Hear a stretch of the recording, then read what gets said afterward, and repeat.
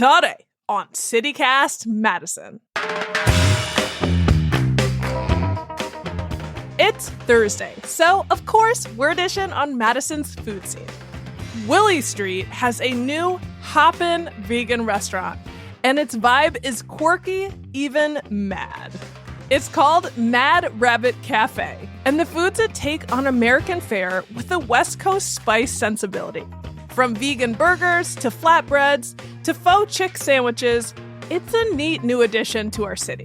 So we sat down with owner Nate Anger to ask about his vision for the space and to get his take on our local food scene as a newcomer to Madison. It's Thursday, July 18th. I'm Bianca Martin, and here's what Madison's talking about.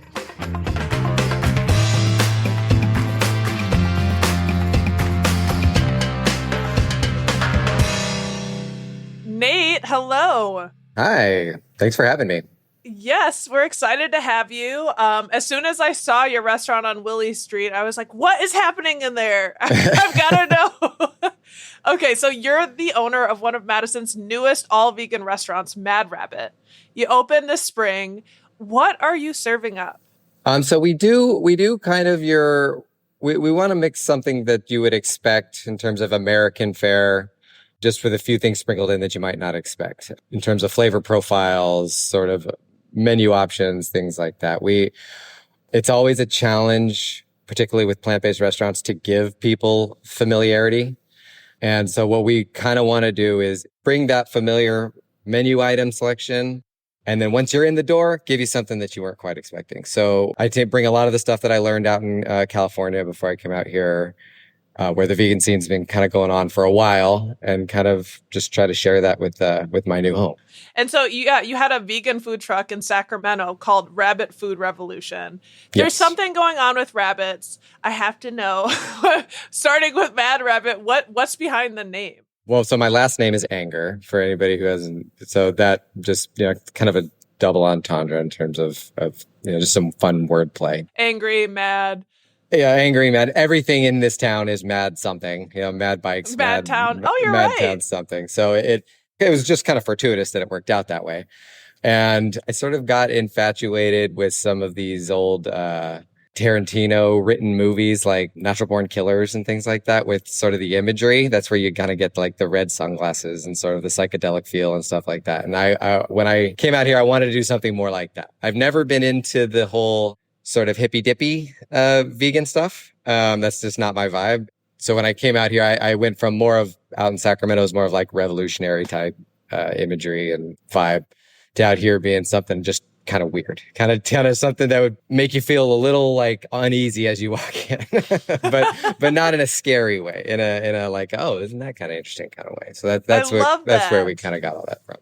Yeah, and you're adding a good element to Willie Street, because we've got the hippy dippy, we've got that around. So really Right. doing something different. And I see all these anarchists running around here. They need some representation too. So Yes, they will love that. If I can give them a little bit of that, a little bit of punk rock psychedelia kind of feel, then we'll do that too. So that's I think everyone gets into this industry to be creative, and so it's just that kind of putting your thoughts, your heart, kind of not just on your plate, but on your walls and on your signs and that kind of thing. So. I love that. And honestly, I'm glad that we talked about the aesthetic. We're definitely going to dive into the food a little bit more, but that's one of the things that just really jumped out at me, because it's kind of like a fever dream. I would say it reminded me of Alice in Wonderland meets Donnie Darko. So that was actually, you're close to the exact vibe I was going for. It was Okay. that sort of Natural Born Killers meets Alice in Wonderland sort Okay. of vibe. So you caught the thread, definitely. Okay, cool. Yeah, because now once you kind of explained in the Quentin Tarantino, it's a little bit like a diner vibe. It's something to see. Exactly. It's one of those things where it's like, if you know, you know, and if you do, then it's like we're really mind melding. And there are a lot of Filmies in Madison. And, talking about your menu, you offer a lot of vegan, meat alternatives. And you're saying you're kind of trying to bring something new with the menu. Are you at all trying, beyond beef burgers, chicken and sandwiches. I don't even know what that means. Well, chicken, the chicken thing, you just, when it comes to the food world for like legal reasons, you have to be very careful with how you word things. So you can't say chicken because it's not chicken. Like you have to use like legal verbiage for what the product is. Otherwise it's considered like deceptive. So like I use the exact labeling that is given to me to make sure that I'm not intentionally tricking somebody. That's not the point of it. So people, once they see it, they're like, oh, okay, I can understand. So we do use a lot of some of the meat alternative items. We did that mostly because just from a sales standpoint, you have to understand that you're always serving way more non-vegans than vegans just based on numbers, right? So if 100% of my clientele were just straight across the board vegans, the menu would probably look drastically different. But the fact of the matter is probably 80% are not 100% vegans. So because just like I said, it's just a numbers game. Only, I think the last time I checked the data, it was only like 4% of the population is vegan. So you have to do this kind of fun tightrope walk of really pleasing non-vegans more than anything, because that's the bulk of your clientele. And a lot of times they want something meaty. They want something that's got a bite to it, it's got juice to it, that's not, necessarily an eggplant and pesto sandwich. Nothing against an eggplant and pesto sandwich. I certainly like that stuff, but you got to know who you're selling your stuff to. So it was a concept that we knew already worked. A lot of the menu is, kind of carbon copied from what I was doing out in California. So we knew it worked. No reason to not do it. We are, now that we've kind of got our footing a little bit more since we're about 5 months in, we are going to start venturing out a little bit more and doing a little bit more experimental stuff that won't just be, your straightforward burgers. Yeah, because you said, American fare. I was going to ask like kind of what your standard items are, if you could share about that. Sure. So the kind of standard American fare that we do are like, your burgers. We have kind of your more straightforward style burgers, lettuce and tomatoes. And we make a house-made cashew cheese that we put on most of our burgers because I don't really care for a lot of the store-bought sort of mass-produced vegan cheeses. A lot of them just aren't particularly good. So we make a lot of that house-made. And then we do kind of flatbreads that people are familiar with. And the chicken sandwiches, I think, is where we like kind of really start to break apart from everybody, because I think our flavor profile is fairly complex, but works really, really well with sort of Southwestern flavors, meets acid, meets a lot of fat and crunchiness, sort of grubby street food, but again, kind of being a little bit more complex on that end. And then as we move forward now, we kind of have a new chef that is taking over the kitchen. It was kind of a recent development. And I'm handing off a lot of that stuff to him, where we're going to start doing more seasonal kind of quirky stuff like that. Like, some stone fruit type salads. And we're also moving into a lot of brunch items that we're going to be selling on the weekends. So make sure all you brunch people, we'll have a full brunch menu, maybe starting this week.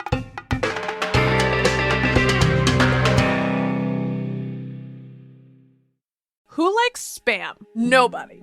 But did you know you're likely getting more of it because your personal data is being sold? Every day, data brokers collect and sell your personal info to third parties, such as your social security number, address, phone numbers, and health and financial records. And then these insights are used by scammers, total strangers, insurance companies, banks, and more to target you. It's time for you to check out Incogni. That's INCOGNI.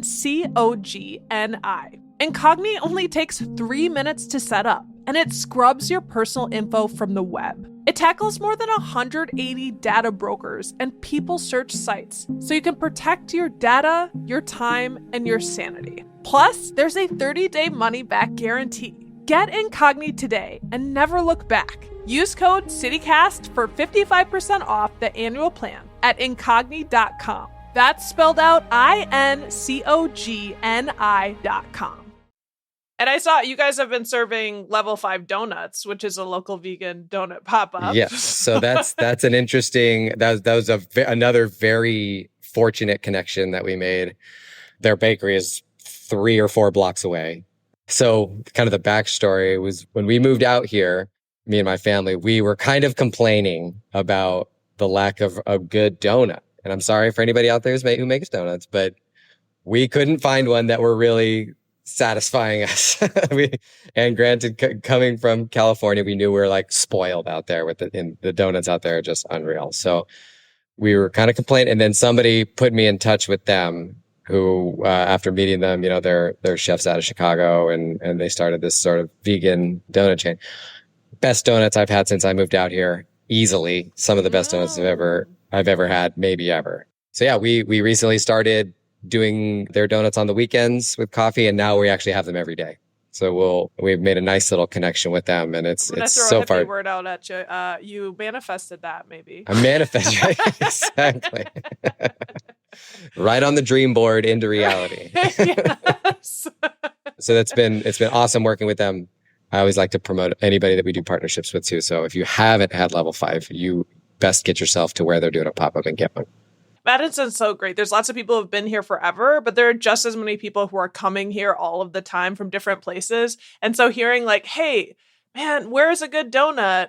Because, just bringing good ideas from other places is very welcome in Madison. And then you're like, you found one. So that also makes me happy. That was actually one of the reasons that Madison checked a lot of boxes for us when we were moving out here, but that was one of the reasons we thought was like, I think this might be the town where we're ahead of the wave, where it's not ahead of the donut wave.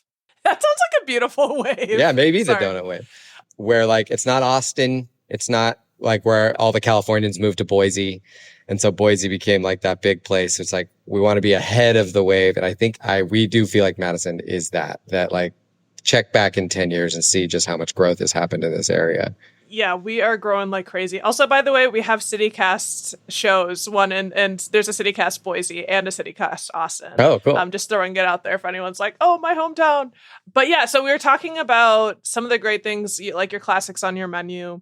And sounds like you're expanding to brunch. You've got these donuts. What's your favorite thing on your current menu? My favorite thing, I mean, it's hard not to say our no harm, no foul chicken sandwich. It's been our highest seller since we opened. Really awesome flavors. In terms of the burgers, I tend to lean towards some spice. So a lot of our flavors do kind of reflect where I came from, sort of this Southwest. I don't want to go as far as to say Cali Mex, but sort of in that vein. Chorizos, a lot of smoke, that kind of stuff. And so anything that has that's where I tend to lean. So like the Desert Cottontail Burger hits all those notes. The Mojave Flatbread, that's same thing. It's got some really good Chipotle pesto and chorizo and all that kind of stuff. So that's what goes to the center of my heart, is anything that's just like smoky and hearty. Yeah, and then you can later get like a mezcal drink. Right. Just thinking about smoky. And then you said that you were kind of thinking about like expanding in an experimental way. Can you give us any taste of what that might look like? Sure. So we're going to be rolling out some monthly seasonal rolling menus. Being the size that we are, we're not going to do like a weekly thing. That's a little beyond our manpower, because we're obviously being as small as we are, we're a pretty small staffed as well. So we'll do kind of more monthly things, but we're looking at doing some like stone fruit and coconut salads. We're looking at doing some lion's mane birria tacos. And if anybody's ever hasn't had birria anything out here, there's not a ton of it. Is that Birra? Birria, Birria. Yeah. It's almost like it's the silly way to describe it, but it's almost like Mexican pot roast. It's like very slow roast, slow cooked in an oven. Sort of typically it's like beef or chicken, but we would use like lion's mane mushrooms and things like that to do tacos or quesadillas or some kind of fun They street kind of food seem thing. like the superstar of the show, the lion's mane mushroom for the vegan world right now. They've really kind of exploded. It was all because of, from what I can tell, and it was all because of this one chef who I think he's American based in Britain, who kind of like showed the world how to make steaks out of them. And it really does work really well. And it's a super meaty bite with lion's mane mushrooms. So it's a really good sort of substitute if you want to do something meaty that's not one of the meat replacement type things. Same thing with that. Another shout out for the local guys. Micro Miso is a local mushroom grower, again, about 5 blocks from here that I source mushrooms from. I love the shout outs. Yeah. Andrew over there is doing awesome things. So if anybody's looking some mushrooms, go see it. I wanted to ask about the reception for Mad Rabbit. Like, how have people's response been to the new spot? It's been really good. It's been great, much better than I expected. So, I mean, I think everybody who's in the restaurant industry suffers from imposter syndrome a little bit, where they kind of think like, any minute now they're gonna start just tearing me down, and they're gonna. But it's been the exact opposite of that. The Willie Street reception has been awesome. We have a nice handful of regulars that we see weekly. Yeah, the reviews on Google have been rolling in that have been great, aside for a few joke ones. That's okay. They were funny. Did any of them include Bunnicula? I've been trying to work that into the conversation. Do you know Bunnicula, the rabbit character? No. What's Bunnicula? Oh, it's a children's book that I read growing up, and it's about this little bunny or a rabbit that is a vampire, aka like sucks the life out of vegetables, the juices. Bunnicula. Well, I'm gonna use that now. You should. We gotta have a menu item called that then, right? We have Please, to. Yes. But you're saying you feel like really embraced by the community. I do. I feel like we did it. We were successful in doing it in a way that was honest and like a way that really wanted to be a part of this city and this part of town. It's not always well received when outsiders come in and try to like bring whatever they think a city should be and try to change it or something like that. And so it's understandable why, especially a neighborhood like Willie Street, that's got a ton of history. It has a vibe that feels like it's been this vibe for decades now. And talking with some of the local building owners, it has been like this for a while. So it's understandable for locals to be hesitant about just embracing an outsider who comes in with their sort of, business and things like that. And so it's been very well received. I think it's part of that like Midwest, Wisconsin nice attitude that everyone has out here, where they're at least, they'll give you a chance. And so they did that for us. And I think it's gone over really, really well. And really, we haven't even connected with a lot of people yet, because by the time we were started getting our stride, the students left, right? Students all went home for summer. So we got a whole new, section of the city that we haven't gotten to introduce ourselves to yet. So we're really excited for that coming the end of summer. And I mean, I just have to say, you guys have come in with such a vision.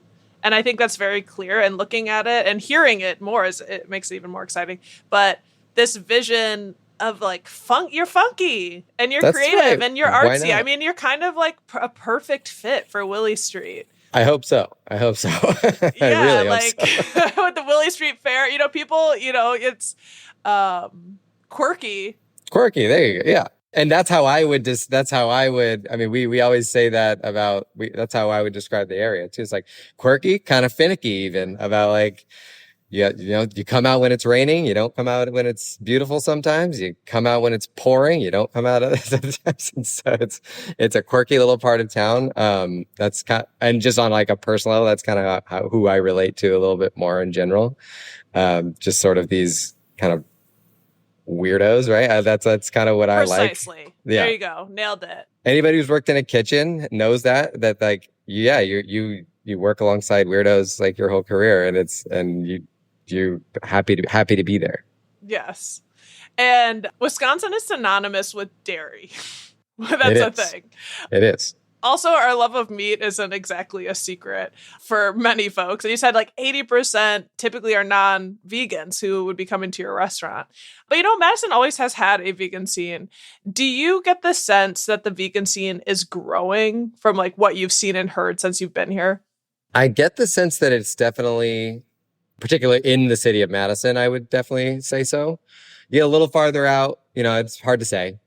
I think that just comes with an area that has a growing food scene in general. I think as restaurants get more diverse in what kind of cuisine they offer, I think, and people's palates grow and get, your palate can just grow almost indefinitely. And so as that happens to your population, I think it just lends itself to that, of people being, I don't want to use the word closed-minded, because that's not really what it is. It's more of willing to go outside their comfort level from what they're used to for a meal. If once they've tried one thing and it didn't like completely disappoint, well, what's the harm of trying the new thing and the new thing and the new thing?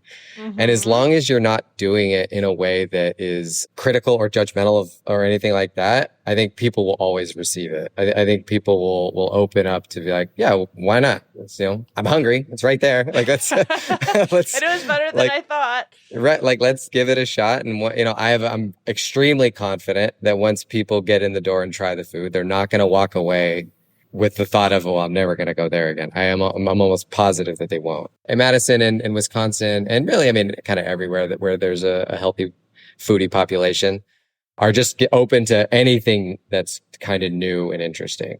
And so I think Madison, particularly with its constant sort of churn of young people with the university and things like that, it's particularly ripe for that kind of thing to happen.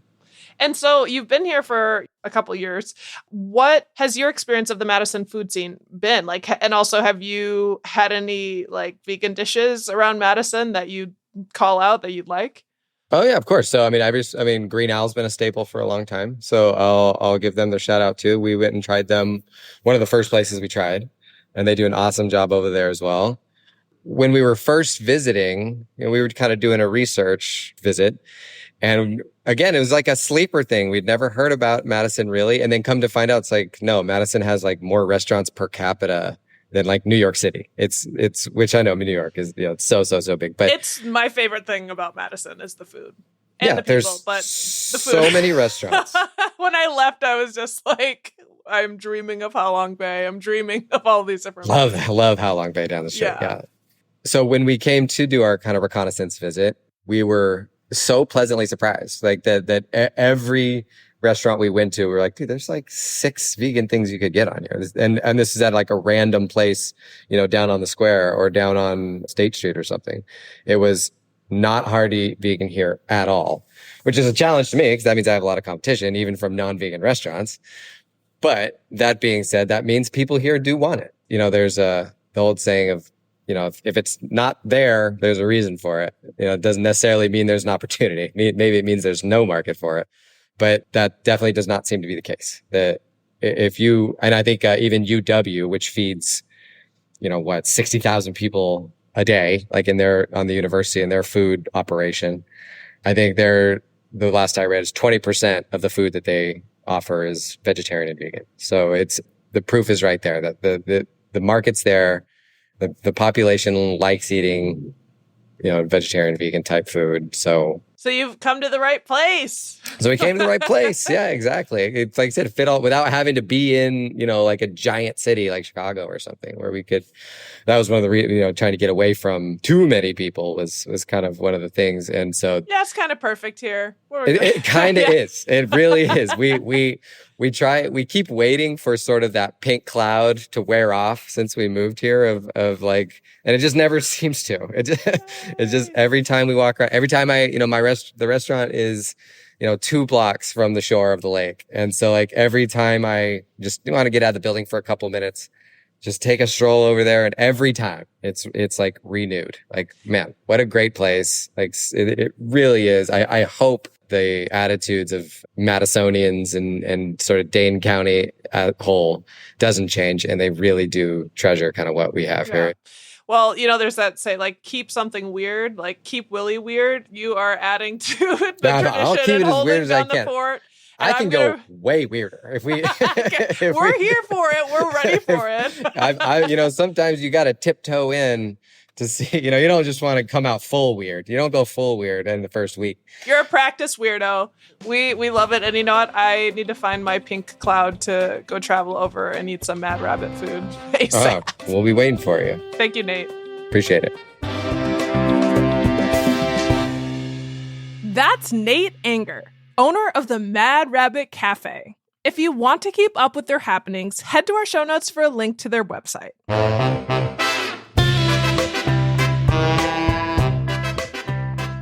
That's all for today here on CityCast Madison.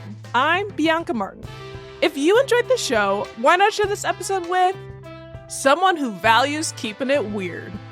All right, we'll be back tomorrow morning with more stories from around the city. Until then, enjoy our beautiful city.